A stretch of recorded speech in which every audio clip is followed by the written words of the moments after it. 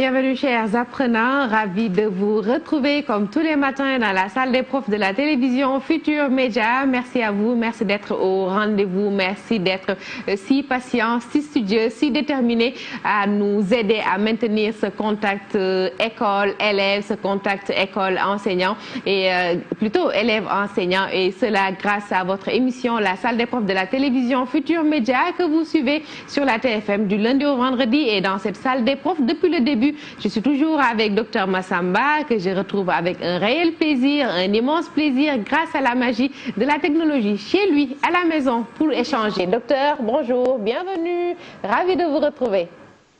Bonjour Astou, un plaisir partagé, et je suis très heureux de rentrer encore dans la salle des professeurs ce matin. Ce qui me change un peu de la maison et du double confinement, comme je le dis. Mais on commence à s'y habituer et on trouve du plaisir à chaque fois à reprendre contact avec vous, à reprendre contact avec les collègues, les valeureux collègues, les brillants collègues qui viennent nous donner un coup de main, et à retrouver contact aussi avec les élèves, avec toute l'équipe technique de la TFM. Et je voudrais encore une fois remercier la Fondation Youssou N'Dour, remercier les équipes techniques de la TFM pour le brio et l'engagement, et leur dire que nous, enseignants, nous leur revaudrons ceci pour la vie. Et aujourd'hui, rappelez aussi que pour les collègues, que le protocole de sécurité sanitaire doit être maîtrisé non pas par l'administration, mais par l'ensemble des collègues.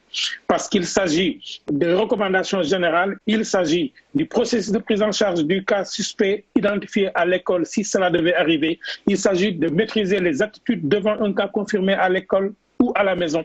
Il s'agit des documents annexes qu'il faut maîtriser et surtout du suivi et des modifications des versions qu'il y a dans ce document-là. Il faut donc comprendre ce document et comprendre que ce n'est pas un jeu, c'est du sérieux.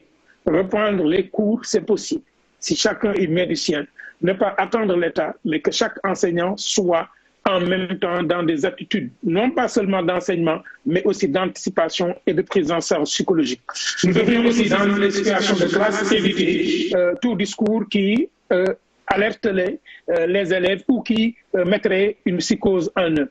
J'attire l'attention enfin sur le cas des élèves qui ont une santé chancelante et qui sont drépanocytaires, qui sont porteurs de diabète, etc. Tous ces enfants doivent être identifiés et je pense que le travail est en train d'être fait.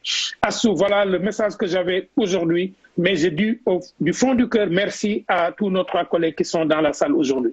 Voilà, merci beaucoup Dr Massamba. Il s'agit de M. Diagne, Sakoura Jean Cyr, de M. Diao qui était là avec nous la dernière fois et qui était revenu sur la cinétique chimique. Je pense que c'est bien cela. Il y a aussi M. N'Dour qui nous accompagne depuis le début de la semaine. Il est encore avec nous ce matin dans la salle des profs. En tout cas, merci beaucoup Dr Massamba. Dr Massamba, que nous retrouverons tout à l'heure avant la fin de cette émission, la salle des profs de la télévision Futur Média. Sachez que c'est toujours un plaisir pour nous de vous servir, de vous recevoir dans la salle des profs. Et aujourd'hui, avec nous, je l'ai dit tantôt, M. Diagne Sakoura.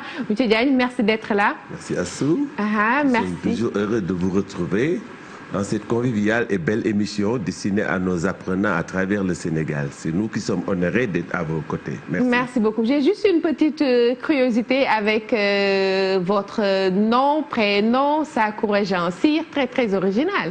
Je m'appelle Ansi, mon homonyme c'est Sakura et le Cyr c'est l'ancêtre fondateur de la famille. Donc dans la famille, on a tous Cyr, même mes enfants, Marie Cyr Diagne, Fatoumata Cyr Diagne, et mon grand-père c'est Amadou Diagne Cyr. Il habitait Khombol, donc Cyr c'est dans les familles. Voilà. D'accord, merci beaucoup. Cyr, Amadou Diagne Cyr, comme ça. Merci beaucoup, M. Sakoura Jean Cyr Diagne, c'est bien ça. Merci beaucoup. Nous sommes aussi avec M. N'Dour qui, je le disais tantôt, est avec nous depuis le début de la semaine dans la salle des profs. Il est là pour les tout petits. M. N'Dour, merci d'être là. Merci Assoumane. Merci beaucoup. Et nous allons démarrer. Aujourd'hui, nous allons faire un peu de résolution de problèmes. Hier, je pense, nous avions pu corriger, revoir un cours ou bien voir carrément un cours sur le sens propre, le sens figuré. Aujourd'hui, vous nous revenez avec une résolution de problème. À vous le tableau. Je vais en profiter pour rejoindre la chaise de l'élève dans la salle des profs de la télévision Futur Média. Voilà. Merci beaucoup et aussi dire très bon courage à tous les enfants, à tous les apprenants qui vont retourner à l'école normalement le 2 juin prochain. Très très bon courage. C'est vrai que c'est pas facile, ça va pas être facile ni pour l'apprenant, ni pour l'enseignant, ni pour le parent, mais c'est un défi à relever et ensemble, je pense, c'est bien possible, Inch'Allah. Absolument. Et ça se fera. Vous pouvez faire confiance à nos collègues. Je vous fais entièrement confiance. Voilà. Bien, nous allons démarrer le cours, chers élèves. Alors, heureux de vous retrouver. Voilà. Et cette fois-ci, nous allons passer à une leçon de résolution de problèmes. Mais je crois qu'auparavant, il va falloir qu'on corrige l'exercice qu'on avait donné sur le vocabulaire qui portait sur sens figure et sens propre, n'est-ce pas? Alors, quand on aura terminé la correction, et automatiquement, on pourra enchaîner vers la résolution de problèmes. C'est comme vous voulez. Vous êtes le roi. Voilà. Déroulez à votre guise. Merci bien. Bien, on revient à notre exercice alors. Bien, je reviens ici. Le vocabulaire, bien sûr. Voilà. Alors, l'exercice est là, que je vous avais donné à faire. Alors, j'espère que vous l'avez fait et bien fait. Voilà. Avec l'accompagnement de vos parents, bien sûr, mais qu'ils ne le fassent pas à votre place. Hein? Voilà. Essayez de le faire quand même. Il peut vous aider, mais pas le faire à votre place. Voilà. Sinon, ça ne servirait à rien. OK? Bien. Alors, la première phrase, donc, on avait Sadio Mané est devenu riche. J'ai réduit un peu l'écran. Bien. Deuxième, Ngagne fait des kilomètres pour se procurer de pain riche. Alors, il faudrait voir ici riche et là riche. Est-ce que riche ici est au sens propre ou bien au sens figuré? C'est simple, il nous faut voir riche c'est quoi? C'est avoir de l'argent, ok? Bien. Est-ce qu'on dira Sadio Mané, voilà, est devenu riche, a de l'argent, ou bien, voilà. Vous voyez, Ngagne fait des kilomètres pour se procurer du pain qui a de l'argent. Bon, je sais pas. Donc, ici, riche est au sens propre, alors que ici, riche est au sens, oui, figuré. Donc, le premier riche est au sens propre, le second est au sens figuré. Très bien. On va passer maintenant à la phrase numéro 3. Le corps comprend la tête, le tronc et les membres. Et en 4, c'est le président Macky Sall qui est à la tête du pays. Alors, voyez voir. Tête, c'est ça. Alors, quand on dit le corps comprend la tête, le tronc et les membres, est-ce qu'on parle de cette tête? Oui. Donc ici, encore tête, on est au sens propre. C'est le président Macky Sall, qui est à la tête du pays. À la tête du pays. Est-ce que le pays a une tête? Je ne pense pas. Donc l'image est donnée tout simplement là, ok? Donc il s'agit du sens, oui, figuré. Et en 5. Le directeur discute avec son bras droit dans son bureau. 6. Le directeur porte une belle montre en or à son bras droit. Ah, le bras droit. Bon, d'habitude, vous me direz, les montres, ça se met au niveau du bras gauche, mais bon, ça dépend. Hein, chacun met là où il veut. Ok, il n'y a pas de problème. Alors, on va voir. Le directeur discute avec son bras droit. Il discute comme ça, avec son bras droit, dans son bureau. Non, il n'est pas fou pour le faire. Certainement, là, on l'a utilisé par image, au sens figuré, pour montrer qu'il est très proche de lui. Hein, voilà, le bras droit est très proche de toi, ok? Très bien. Alors, le directeur porte une belle montre en or à son bras droit, bien sûr. Alors là, on est au sens propre. Donc, voilà, sens figuré, et là aussi, sens propre, n'est-ce pas? Alors, vous pouvez trouver d'autres exercices de ce genre. Voilà, prendre un mot, n'importe lequel, et essayer d'avoir son sens propre et ses sens figurés. Je dis, on peut avoir plusieurs sens figurés. Voilà, on ne se limite pas à un seul sens figuré, n'est-ce pas? Voilà. Donc voilà, Assou. Je crois que si on a les élèves ont compris, je pense bien. Je pense que vous avez bien compris. Voilà, bien sûr. Alors, bien, on va passer maintenant à notre leçon de résolution de problèmes, sans tarder, ok? Voilà, je reviens. Très bien. Alors, bien. On a notre problème ici. Ton père achète un terrain en forme de trapèze dont voici les dimensions. Grande base, 35 mètres. Petite base, 10 mètres de moins que la grande base. Hauteur 20 mètres. Le terrain a coûté 800 000 francs l'art. Quel est son prix total? Voilà la situation. Alors, la situation étant ici, voici comment un élève a résolu. Voilà comment il a résolu. Qu'est-ce qu'il a fait? Il a calculé la petite base en mettant 35 mètres moins 10 mètres, ça donne 25 mètres. Il calcule après la somme des bases. Il fait 35 mètres plus 25 mètres, ça fait 60 mètres. Il trouve après l'aire du trapèze. Il fait 60 mètres multiplié par 20 mètres, ça lui donne 1200 mètres carrés. Il le convertit aussitôt en art, ça lui donne 12 arts. Et qu'est-ce qu'il fait donc? Il dit, le prix du terrain est 800 000 francs multiplié par 12, ce qui revient à 9 600 000 francs.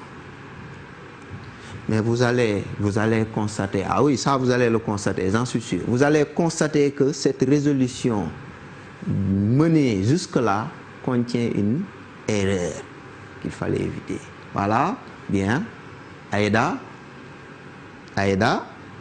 la petite base, on a dit 10 mètres de moins. Il prend 35 mètres moins 10 mètres. Est-ce que c'est ça? Oui, d'accord, on est d'accord là-dessus. La somme des bases, il prend la grande base plus la petite base. Il fait la somme et il trouve 60 mètres. Aliou? Bien sûr. Là aussi, on est d'accord. L'aire du trapèze, il prend somme des bases multipliée par hauteur. Et il trouve 1200 mètres carrés qu'il convertit en art. Atia, Amadou, il y a une erreur là-bas. Laquelle? Très bien, Amadou. Très bien. L'aire du trapèze, c'est somme des bases fois hauteur divisé par 2. Lui, il a fait somme des bases fois hauteur, mais il a oublié de diviser par 2.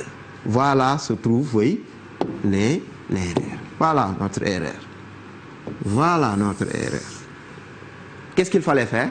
Il fallait diviser. Je reprends. Donc, on va corriger rapidement. Très bien.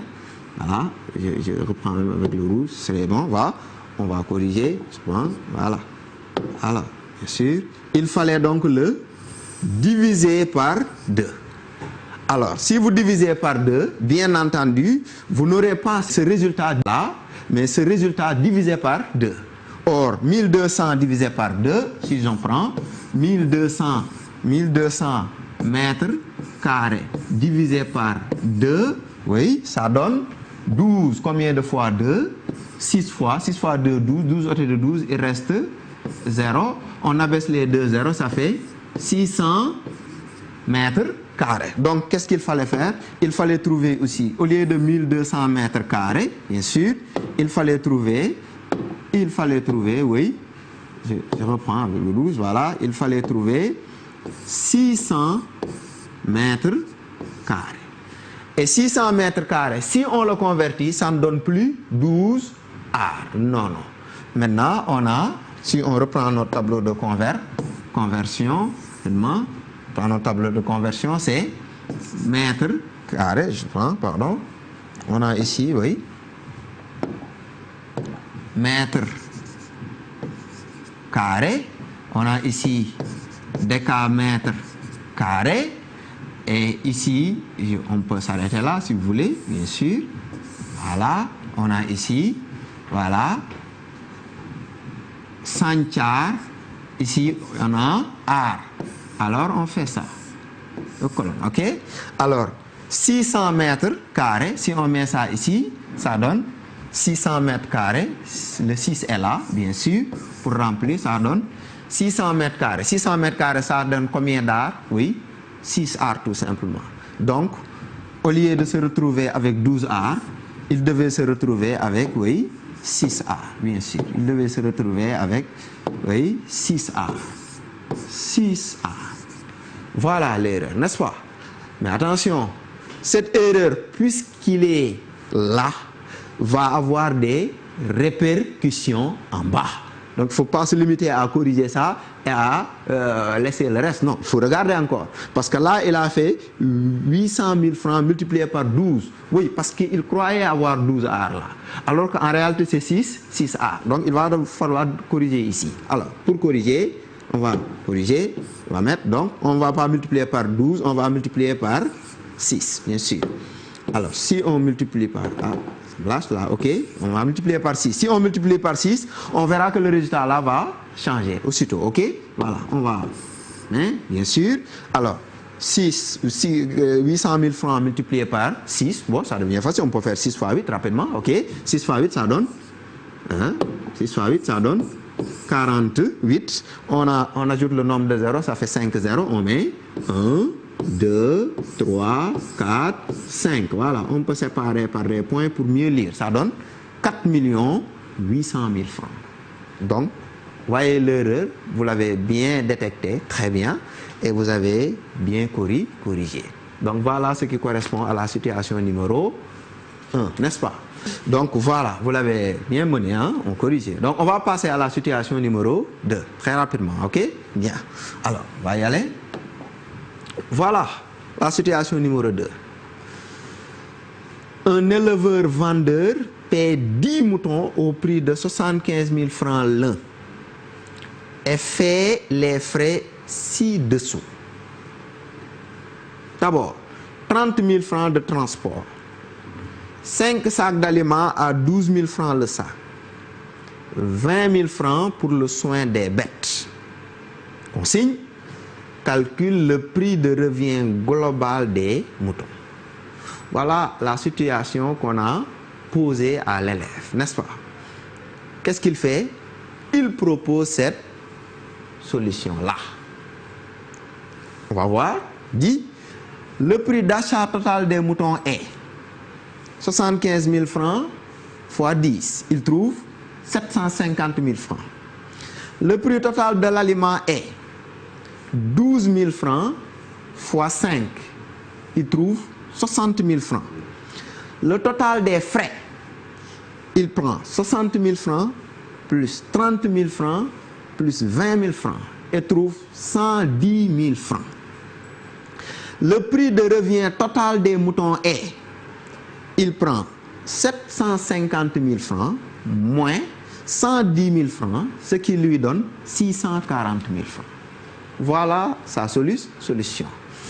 Je suis sûr qu'en observant bien, vous allez là aussi certainement détecter là où se trouve l'erreur, n'est-ce pas? Voyons voir ici d'abord. Première solution, la première phrase de solution donnée avec l'opération, bien sûr, ok? Bien, on y va. Acha. Le prix d'achat total des moutons est 75 000 francs fois 10.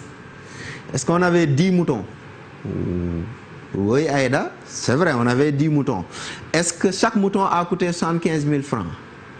Oui, d'abord, très bien. Voilà, ça donne 75 000 francs fois 10, ce qui donne 750 000 francs. On est d'accord là-dessus? Très bien. Alors, le prix total de l'aliment. Est-ce qu'on a acheté 5 sacs d'aliments? Bien sûr, bien sûr, bien sûr. Est-ce que chaque sac coûte 12 000 francs?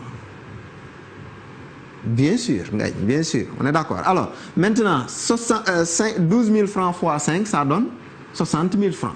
Donc là aussi, c'est bon, hein? Très bien. Le total des frais, pardon, ok? Alors, on va voir les frais.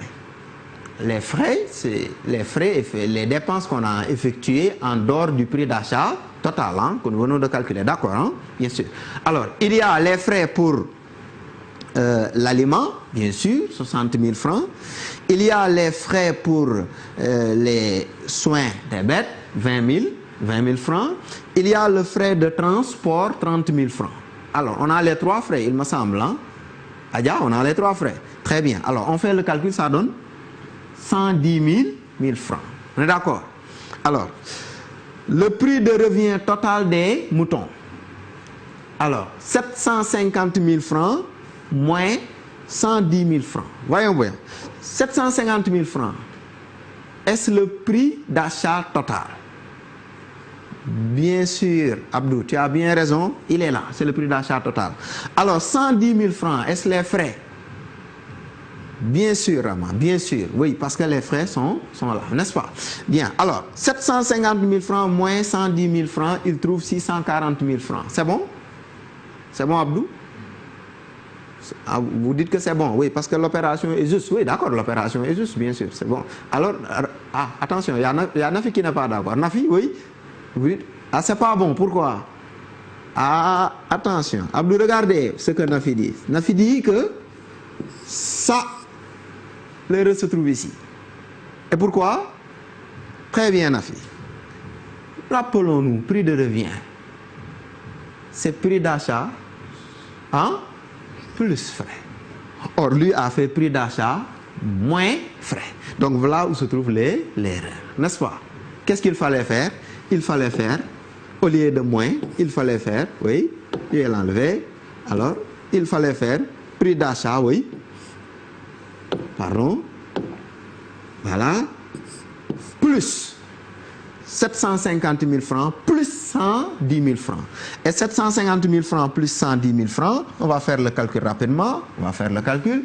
750 000 francs, oui, plus 110 000 francs, voilà, ce qui donne 0, 0, 0, 0, 5 et 1, ça fait 6, 7 et 1, ça fait 8. Ce qui lui donne, oui, 860 000 francs au lieu de ce résultat-là, donc qu'on va devoir enlever. Donc on va mettre 800, excusez-moi, voilà, on va mettre 800, oui, 60 000 francs. Voilà là où se trouve l'erreur. Corriger, voilà le résultat que ça donne, n'est-ce pas? C'est vous dire, chers élèves, même si vous commettez une erreur en mathématiques, vous avez la possibilité de vous rattraper en revoyant votre copie et en cherchant pas la petite bête, mais on cherche justement la bête qu'il faudrait enlever pour que tout soit parfait, n'est-ce pas? Très bien. Alors ça, c'est une méthode que vous pouvez appliquer sur vos résolutions et les résolutions d'autrui. Vous pouvez même échanger de résolution, n'est-ce pas? Vous êtes deux dans la maison, les deux font le même problème et on échange les copies. Chacun cherchera à voir est-ce que l'autre n'a pas fait d'erreur. Si c'est bien clair, alors c'est que certainement tout le monde a trouvé, n'est-ce pas? Donc voilà, chers élèves, voilà, chers parents, ce qu'il faudrait retenir pour la leçon d'aujourd'hui, n'est-ce pas? Bien, alors je vais vous donner maintenant en dernière un exercice de révision à faire. Voilà, à faire à la maison. Je vous donne ça, très bien. Alors, l'exercice ici est très simple. Ah, certainement vous reconnaîtrez l'affaire. Voilà. Parce que, voilà, bien. Ton oncle Abdou a fait un voyage de 3 heures à bord d'un Peugeot 405 à la vitesse moyenne de 90 km/h. Ta tante Nabou, quant à elle, a été dans une Mercedes qui a roulé 100 km/h pendant 2h30. Consigne. Compare les deux distances parcourues et dis laquelle des voitures a fait le plus long trajet. Résolution, on vous donne la situation, on vous donne la résolution. Votre travail consistera à détecter l'erreur et à la corriger, simplement, ok? La distance parcourue par le Peugeot, c'est 90 km multiplié par 3, ce qui donne 270 km. La durée du voyage de la Mercedes, c'est 2 fois 60 minutes plus 30 minutes, ça donne 150 minutes. La distance parcourue par la Mercedes, on a mis 100 km multiplié par 150, ce qui donne 15 000 km. Et il dit en fin de compte, c'est la Mercedes qui a fait le plus long trajet. Cette résolution comporte bien une erreur et on a dit identifie et rectifie l'erreur contenue dans la résolution, n'est-ce pas? Voilà, si vous êtes à la maison à côté de mes collègues, Madame Sow, Madame Gueye, le directeur Mourou Faye, mon ami et frère Murtala et les autres, alors vous pouvez profiter de l'occasion pour qu'il vous montre comment faire, n'est-ce pas? Voilà, il peut vous aider à la correction. Voilà, je crois à tout. Voilà, merci beaucoup. Beaucoup plus de vigilance pour avoir carrément le même résultat final. Les élèves le font toujours parce que d'habitude quand on sortait, c'était quoi? Le résultat final, l'autre trouvé. C'était la fameuse phrase qui revenait souvent. Merci beaucoup, Monsieur Ndour. Merci beaucoup. Merci pour tout, cher petit. Encore une fois, je vais devoir me répéter. J'espère que vous avez pris bonne note. J'espère que vous avez retenu les règles, que ça soit pour l'orthographe, tout ce qui tourne autour de la conjugaison. Et aujourd'hui aussi, vous avez pu réviser avec la correction de l'exercice sur le sens des mots, le sens propre, le sens figuré, le sens propre. Rappelez que c'est le sens premier, c'est le sens courant, c'est le sens concret du mot. Et pour le sens figuré, c'est le sens imagé du mot. Je pense que c'est bien ça. Et aussi essayer de retenir les règles, les formules sur prix de revient égale prix d'achat plus frais, bénéfice égale prix de vente moins c'est bien prix de vente moins prix d'achat. C'est bien ça, bénéfice. Prix de vente, moins prix de revient. Moins prix de revient, d'accord. S'il n'y a pas de frais. D'accord. Parce qu'on parle de prix de revient quand il y a frais. Quand il y a frais, on parle de prix de revient. D'accord. Quand il n'y a pas de frais, on parle tout simplement de prix d'achat. D'accord, c'est bon à préciser. Vous prenez le prix de vente, vous enlevez le prix de revient, vous obtenez les bénéfices. Merci beaucoup. Merci pour les explications. En tout cas, n'écoutez pas tout ce que dit Astou. Parfois, elle raconte n'importe quoi sur le plateau. Mais heureusement que les enseignants sont là pour corriger. C'est très important. Vous me permettrez de faire un petit coucou à mes élèves de Sindia. Sindia. Là où je suis actuellement. Mais de Guinaw Rail, de Thiaroye, et de Pikine, là par où je suis passé. Et certainement, j'aurais beaucoup après à recevoir des messages et autres, mais quand même, je ne les ai pas oubliés. C'est la nature de l'émission qui est comme ça. Merci beaucoup, merci beaucoup. Merci en tout cas. Nous sommes dans la salle des profs de la télévision Futur Média, une émission qui est là pour accompagner les élèves, maintenir ce contact entre école, élèves, maintenir ce contact entre élèves, enseignants. C'est très important pour nous sur la télévision Futur Média, la TFM. Et maintenant, nous allons accueillir Monsieur Diaw. Il était là lui aussi la dernière fois. Il était revenu sur les nombres complexes et j'avais pu retenir qu'il y avait 3 formes d'écriture: exponentielle, algébrique et trigonométrique. Monsieur Diaw, merci d'être là. Bonjour.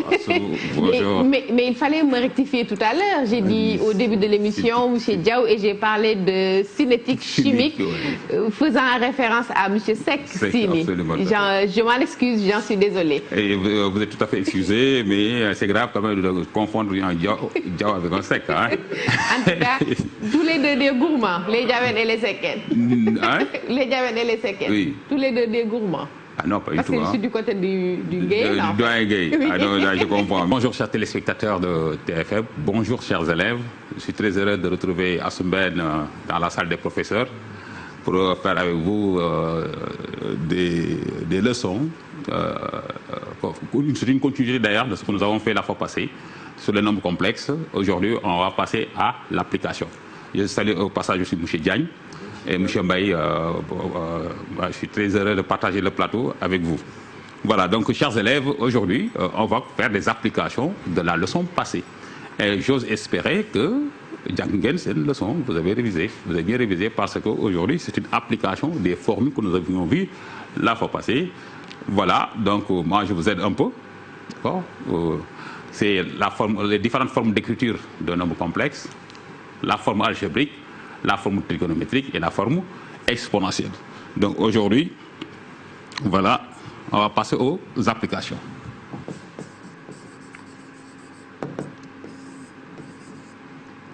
Z égale racine de 2 moins 1 moins I racine de 2 plus 1. Le tout au carré. Alors qu'on signe aussi écrit Z sous forme trigonométrique puis sous forme exponentielle. Et si vous allez me dire, on va faire comme tout à l'heure, on va calculer, on va appliquer les propriétés opératoires. Mais attention, ce nombre-là n'est pas un nombre remarquable. Donc, vous n'allez pas utiliser les propriétés opératoires algébriques du module ou d'argument pour écrire ce nombre complexe sous forme trigonométrique. Non. Vous utilisez les propriétés opératoires algébriques du module ou d'un argument lorsque le nombre qui est là élevé à la puissance est un nombre remarquable. Mais si c'est le nombre remarquable qu'on a écrit sous forme de produit. Mais ici, ce n'est pas possible. Qu'est-ce qu'il faut faire? Qu'est-ce qu'il faut faire ici? Il faut faire ce que Lick avait dit tout à l'heure, il faut développer. Parce que c'est un cadre. Quand vous développez, vous avez obtenu ceci, Z égale A moins B au carré. Donc ça fait A moins IB plus IB au carré, ça fait A au carré moins B carré. Donc ça fait racine de 2 moins 1. Et ça, racine de 2 moins 1. On va trouver ici moins 2. Et vous allez avoir moins 2i. Voilà, si vous développez. Voilà ce que vous allez avoir. Et là, vous obtenez la forme algébrique du coup. Et qu'est-ce qu'il faut faire? Vous calculez le module de Z. Vous allez trouver 2 racines de 2. Vous calculez un argument de Z. Un argument de Z égale à argument de moins 2 moins 2i. Ceci égale à argument de moins 2 facteur de 1 plus i. Et voilà, les gars, un nombre remarquable apparaît. Argument de moins 2 et argument d'un produit égale à la somme des arguments. Argument d'un produit. Donc, c'est argument de moins 2 qui est un nombre réel négatif. Son argument est égal à pi. Donc, ceci égale à pi. Et 1 plus i, un nombre remarquable, son argument est égal à pi sur 4. Et pi plus pi sur 4, ça fait 5 pi sur 4. Et là, un argument, c'est 5 pi sur 4 modulo 2pi. Ou bien vous prenez moins 3 pi sur 4 modulo 2pi. C'est la même chose. Vous prenez ça, une mesure principale de 5 pi sur 4. Donc, vous avez le module, vous avez l'argument, et chers élèves, vous utilisez la formule qui est là, ou bien les formules qui sont là, pour écrire le nombre complexe sous forme exponentielle et sous forme trigonométrique. Alors, d'accord? Donc, j'ose espérer que vous allez consolider ce que vous avez déjà appris et faire des exercices. Choisissez des nombres complexes, prenez les documents et travaillez avec ça. Donc, qu'Allah subhanahu wa ta'ala vous bénisse et porte chez les élèves et que vous donne le baccalauréat 2020. J'espère qu'on va le faire, Inch'Allah. Amin. La grâce du prophète Mohammed sallallahu alayhi wa sallam. Prions pour, c'est encore possible. Comme on dit en Wolof, yalla mom dara tawu ko. Merci beaucoup, M. Diaw. Merci beaucoup, Assou. Merci beaucoup. Merci beaucoup. Merci. Voilà, merci beaucoup, M. Diaw, et au plaisir de vous retrouver. En attendant, tout de suite, nous retrouvons M. Diagne, Sakoura Jean Cyr. Il était là il y a quelques jours et il était revenu sur les courants et les genres littéraires. Et aujourd'hui encore, il nous revient pour la suite du cours et je pense que c'est un petit rappel. Il n'a pas cessé de le répéter la dernière fois. Un rappel pour les élèves qui sont en classe de terminale. M. Diagne, à vous l'honneur. Merci. À vous le tableau. Juste rappeler que la dernière fois, vous nous aviez plongé dans l'univers de Pantagruel, Gargantua, univers où se côtoient bonheur, malheur, rire, larmes, déception, espoir, comme la vie, disons tout simplement. Vous l'avez dit. Et cette vie, pour que nous la gardions et que nous continuions cette belle aventure qui a démarré depuis l'aube de l'humanité, prenons soin de nos vies. Et nos vies aujourd'hui sont menacées par ce virus que personne n'évite et qui est là et qui perdure. Mais quand même, nous avons nos gestes barrières. Maintenons-les. Et il partira de son très bon départ et nous laissera continuer à vivre aussi longuement qu'il le faudra et qu'il plaira à Dieu et pas au corona. Donc, va de rétro corona. Bien. Donc, la dernière fois, nous avions dit que l'intégrale des programmes de littérature dans le second cycle tourne autour de la problématique des courants et des genres littéraires. Et très souvent, nos apprenants ont des problèmes pour distinguer ces deux choses. Je vous le répète, les courants, ce sont les progressions. Les courants sont à la littérature ce que la mode est aux vêtements. Ça évolue, ça change. D'ailleurs, je dirais que c'est des ismes. Et des ismes, on en voit, ils changent. Le Sénégal, sous Ablaye Wade, tout le monde était wadiste, le wadisme. Sous Abdou Diouf, tout le monde était dioufiste, c'était le dioufisme. Et maintenant, c'est l'ère Macky, tout le monde est maquiste. Donc, les ismes sont des structures. Et la littérature, elle est sous-tendue par une esthétique. Et nous, comment nous définissons l'esthétique? L'esthétique, si le professeur de philo dit que c'est la conception de la beauté, etc., nous la résumons à un autre point. C'est la conception, l'idéal de beauté qui correspond à un temps de civilisation bien déterminé. Je le répète, les gars. Parce que quand nous disons les genres littéraires, nous parlons de l'esthétique des genres littéraires. Et cette notion d'esthétique signifie conception de la beauté qui correspond à un temps de civilisation bien déterminé. Et la dernière fois, en marchant dans les rangs, j'ai vu une photo de Khadija Lo qui s'en est prise, qui était en... Il voudrait que personne ne la voie parce que c'est une photo qui date de 8 ans. Mademoiselle avec ses bigoudis, ses chaussures. Mais elle a honte d'elle-même. Et pourtant, je lui ai dit que ce jour-là, peut-être qu'elle était la plus belle du quartier. Mais ce qui s'est passé entre-temps, les choses ont avancé. Elle voit comment elle est habillée. Avec des yeux de 2020, elle voit comment elle était habillée, disons, en 2014. Donc, ce n'est pas la même chose. Ce sont ces changements-là qui entraînent les courants littéraires. Si rien ne changeait, si tout était immuable, on n'aurait pas de courant littéraire. Mais les courants littéraires changent comme la mode. Et nous disons que, donc, le premier courant par lequel vous entrez, c'est le courant du XVIe siècle, qu'on a appelé l'humanisme, dont nous avions défini, et je le dis tout le temps, les mots ont des sens. Pensez au sens. Dans l'humanisme, vous avez le mot humain. Humain, mot de la même famille que homme. Donc c'est quoi l'humanisme? C'est la foi en l'homme. Et nous avons vu que cette foi en l'homme est née dans le contexte du XVIe siècle. Et il repose sur un ensemble de facteurs qui a fait que cette époque s'appelle la deuxième naissance, la Renaissance. Pourquoi la Renaissance? Nous l'avions rappelé. Un ensemble de facteurs révolutionnaires qui ont amené des changements radicaux de par le monde. Voilà, théorie de l'héliocentrisme par Galilée. Voilà, découverte de l'Amérique par Christophe Colomb, l'invention de l'imprimerie. Bref, les connaissances explosent partout, à telle sorte que même le mot d'ordre de cette époque, c'est que rien ne te soit inconnu. Dans ce monde, donc, pour être une personne branchée, comme on dit aujourd'hui, il fallait être un encyclopédiste, une encyclopédie vivante. Si je donnerais un exemple de ce type de personne dont on voulait à cette époque, je parlerais du Sénégalais, M. Alpha Dat. C'est lui qui m'impressionne. C'est lui qui avait cela. M. Alpha Dat connaît beaucoup de choses. Le nombre de grains de sable, le nombre de versets coraniques. Dans n'importe quel domaine, M. Alpha Dat avait une réponse. À cette époque-là, si M. Alpha Dat était de cette époque, il serait respecté. On ne respectait que ceux qui avaient cette connaissance à laquelle le père même recommandait son fils qui avait soif de tout, Pantagruel, d'aller chercher.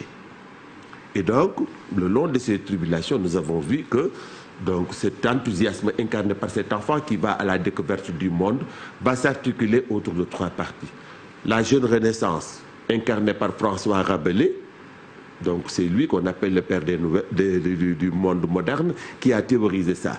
La deuxième partie est dominée par les poètes de la Pléiade, qui se sont exprimés à travers le genre qu'aime bien Assou. Il s'agit de la poésie. La Pléiade, voilà, c'est 7 poètes en référence à une constellation de 7 étoiles, dont les plus célèbres sont, vous les connaissez, allez dites-le, c'est bien Ronsard, Joachim Dubélé, tout le monde connaît le poème Heureux qui comme Ulysse, et c'est le moment où l'on chante la beauté de la femme, mais aussi la fugacité de la vie, voilà, le temps s'en va, pour cela aimons-nous, avant disait Ronsard. Donc cette philosophie du carpe diem qui incite les gens à profiter de la vie, avant dira l'homme qu'on soit enterré, dirait Ronsard. Donc, ce mouvement des idées s'accompagne de cette poésie et se ferme maintenant sur Montaigne. Montaigne qui dit à Pantagruel, c'est bien d'être un monsieur Alpha Dat, de connaître beaucoup de choses, mais aussi il faut que cette connaissance-là s'accompagne de discipline, de connaissance, d'expérience et de respect des autres pour répondre en écho même au mot d'ordre de Rabelais. Connaissance n'entre point en âme malveillante et que science sans conscience n'est que ruine de l'âme. Xam-xam bu àndut ak yar ak i teggin amul njariñ. Te it nee nañu connaissance n'entre point en âme malveillante, olof dina ne xam-xam xajul ci bopp saay-saay, sinon day gën a yàq rek. Saay-saay moomul xam-xam. Bien. Et donc, de l'humanisme du 16e, vous passez à un autre isme, au classicisme du 17e. Pas du 16e, mais du 17e. À l'époque du 17e. Donc, le 17e arrive.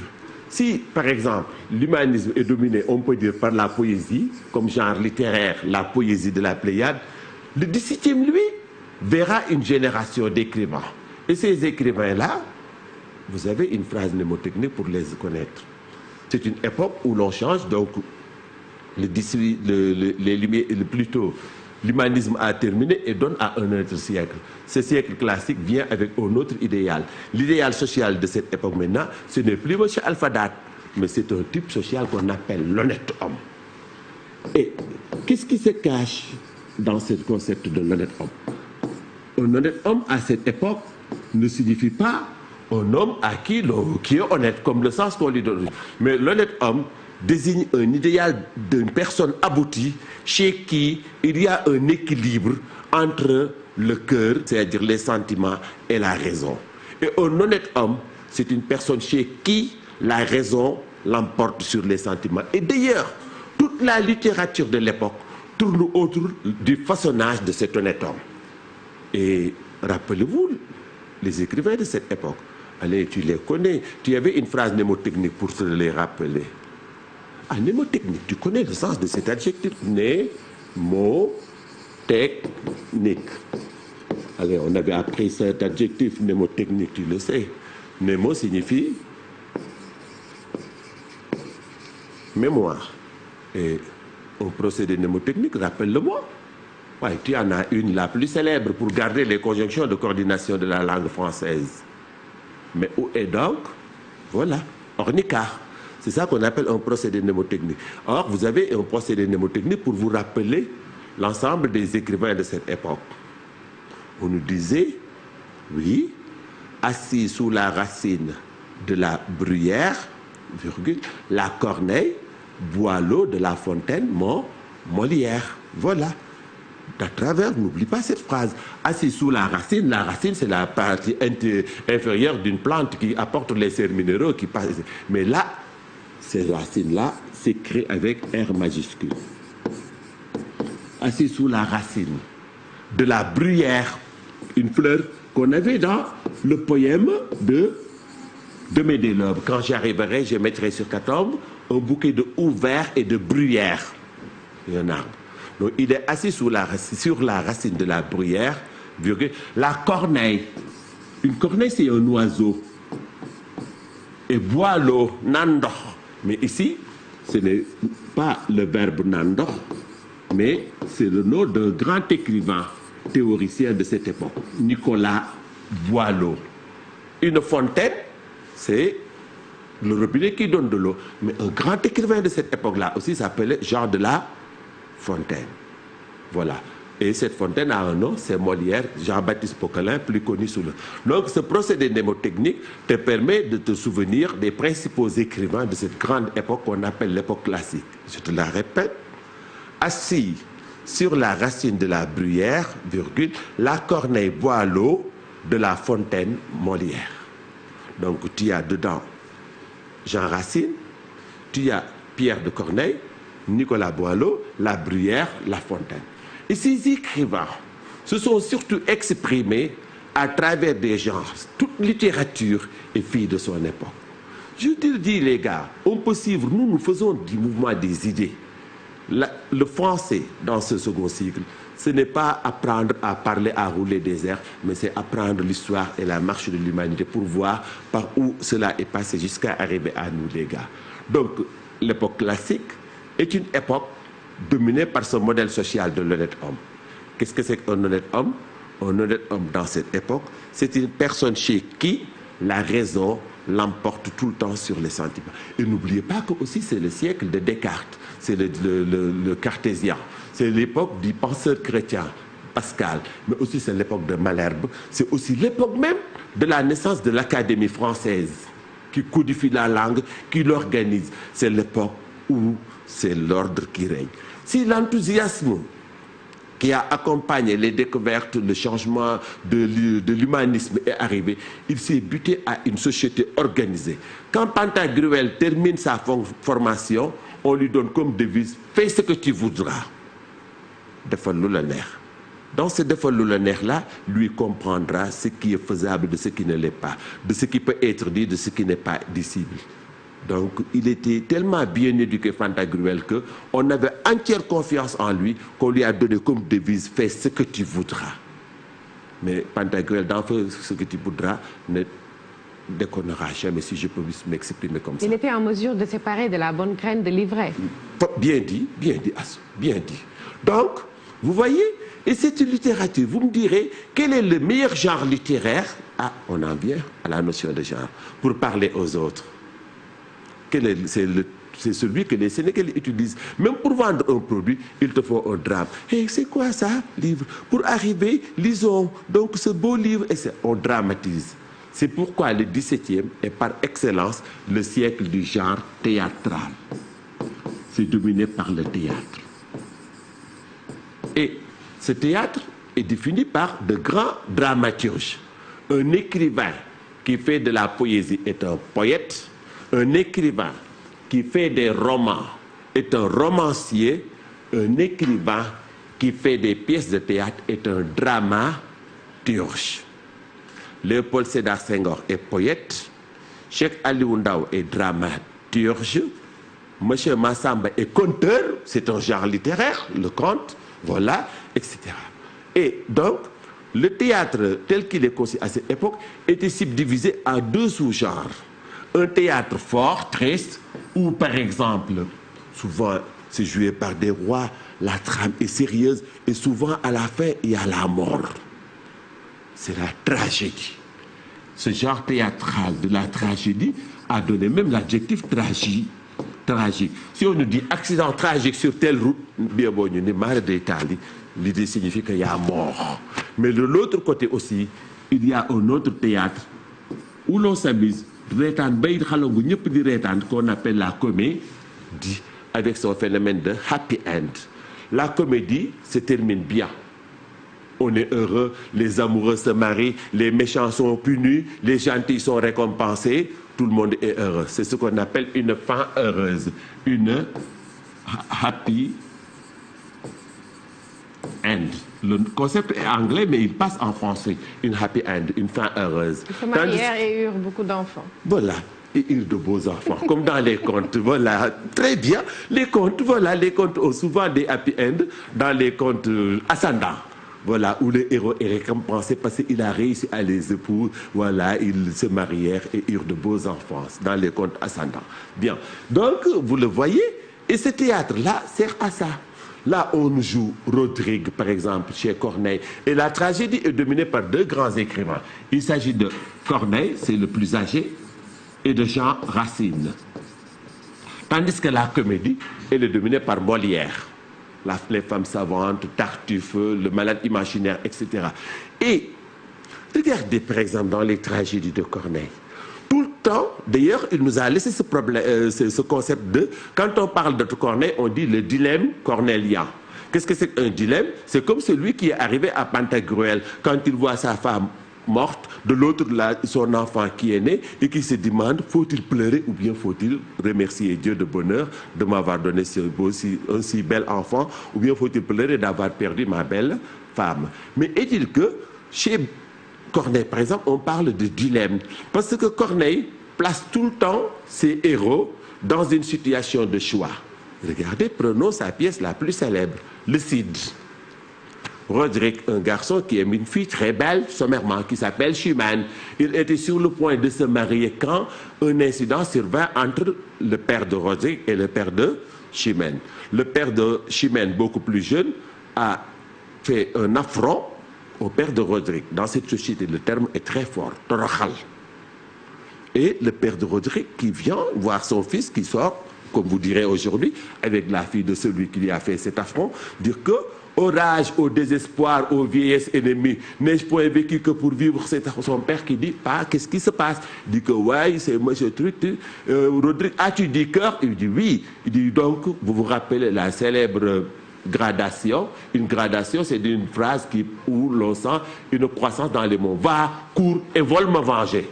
Et Rodrigue qui dit que, dans un dilemme, celui qui a fait du mal à mon père, c'est sa fille que j'aime et que je voudrais marier.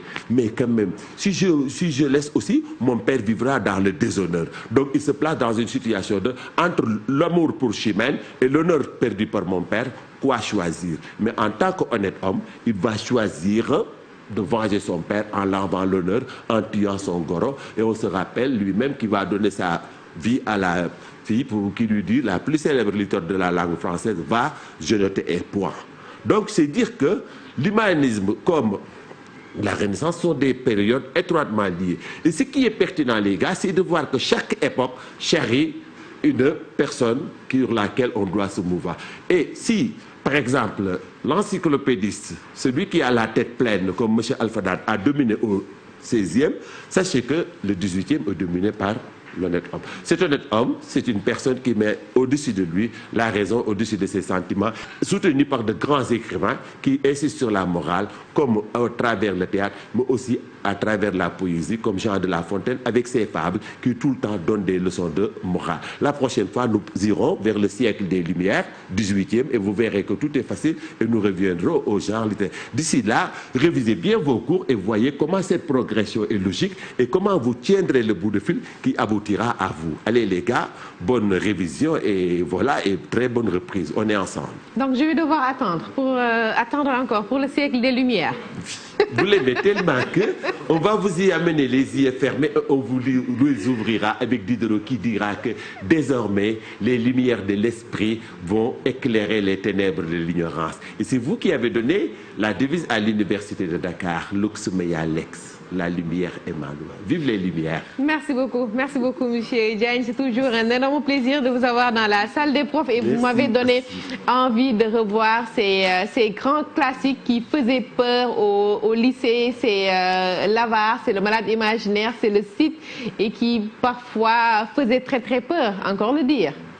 Très accessible, très accessible. Si on donne un peu les astuces juste qui permettent, par exemple le CID, c'est uniquement ça, placer un jeune, n'importe qui, pour lui dire que dans la vie, chaque fois que vous êtes confronté dans un problème, mettez en avant les questions d'honneur, les questions de trucs, comme aux filles aussi, de dire que, on en parlait tantôt avec mon collègue quand on parlait des volontés, des violences faites aux femmes, je dis que souvent, avec le collègue qui explique la sacralité de la femme, mais aussi une femme à qui ses parents disent que attends ton mec et qui dit que papa là aussi bon, on ne comprend pas parce que les femmes sont tellement à chérir qu'on ne peut pas les laisser entre les mains de n'importe qui. Merci beaucoup, monsieur Diagne Sakura. Encore une fois, c'est toujours un plaisir de vous avoir dans la salle des profs et vous l'avez dit tantôt, tout le temps, quand il y a une décision à prendre, mettre en avant les valeurs et comme on a l'habitude de dire, l'honneur et la dignité sont comme l'œil, on ne joue pas avec. Une fois perdu, c'est pour de bon. Merci beaucoup. Merci, chérie. Merci beaucoup. Et merci à vous, chers apprenants. Avant de finir, nous allons retrouver dans la salle des profs. Monsieur Diagne, vous pouvez, je pense, reprendre votre siège. Juste là, le temps de retrouver Dr Massamba chez lui. Dr Massamba, bonjour. Ravi de vous retrouver. J'espère que vous avez suivi avec plaisir. En tout cas, pour nous, c'était un grand plaisir aujourd'hui. Comme tous les jours. Mais oui, comme tous les jours, c'est toujours un plaisir de voir Mohamed Gour, notre collègue Gour, revenir sur des stratégies de relecture, de résolution de problèmes. C'est hyper important aujourd'hui de dire aux jeunes élèves, aux jeunes apprenants que l'absolue réponse n'existe pas. Il n'y a que la réponse vérifiée qui existe. Il faut toujours que nos apprenants aient cette habitude de voir si dans chaque élément, il y a les arguments qu'il faut. Ce qu'il a montré en mathématiques est aussi valable pour toutes les autres disciplines. Et je pense que mon brillant esclave Diaw, pour la première fois, je vois un Diawén intelligent, comme quoi il y a une exception dans chaque famille. Donc, nous l'a montré, autant il a une passion pour les mathématiques, autant il rend facile l'acquisition des démarches. Et c'est ce que je retiens, même si nous, en tant que littéraires, nous ne comprenons pas toujours ce qu'il dit, mais nous comprenons l'essence de ce qu'il dit et nous arrivons à suivre. Donc, un élève en classe qui suit ce cours-là avec M. Diaw peut arriver facilement à comprendre les stratégies par lesquelles il doit passer pour résoudre les questions posées par ces nombres complexes-là. Je terminerai par Jean Cyr, je dirais la même chose. C'est agréable de l'entendre en tant que professeur de français. C'est agréable, machallah, de le suivre en tant que professeur de français. Il a fait 2 étapes et j'aimerais bien qu'il termine avec le siècle des Lumières, qu'il mettra en pont avec le 19e siècle pour terminer le chapeau par le 5e élément qui est le surréalisme. Voilà, nous voyons donc ce que l'enfant acquiert en CM2, en mathématiques, en problème, il va le retrouver dans les classes scientifiques et dans les classes du moyen secondaire. Mais toute cette rigueur ne peut être installée que sur l'acquisition de la langue d'enseignement. Et tous les 3 professeurs, les 3 enseignants ont ceci en commun, ils sont excellents en français. Et quand on est excellent dans la langue avec laquelle on enseigne, on est excellent aussi dans la transmission. Je voudrais les féliciter très sincèrement et remercier l'équipe de coordination, remercier aussi Abdoukhad Mbaye, le professeur et le censeur, et toute l'équipe de Mao, et particulièrement bravo à toi pour la tenue de cette émission. Et au prochain cours, Inch'Allah, je serai là aussi. Merci beaucoup, docteur Massamba. C'est toujours un plaisir de vous avoir dans la salle des profs de la télévision Futur Média. C'est aussi un plaisir de vous avoir, chers apprenants, mais aussi merci à tous ces enseignants. Et je suis tentée de dire à quoi ça sert d'être riche si on est riche d'être enseignant. En tout cas, vous avez une richesse énorme. Merci pour tout. Merci aussi pour la générosité, pour l'humanité, pour la disponibilité.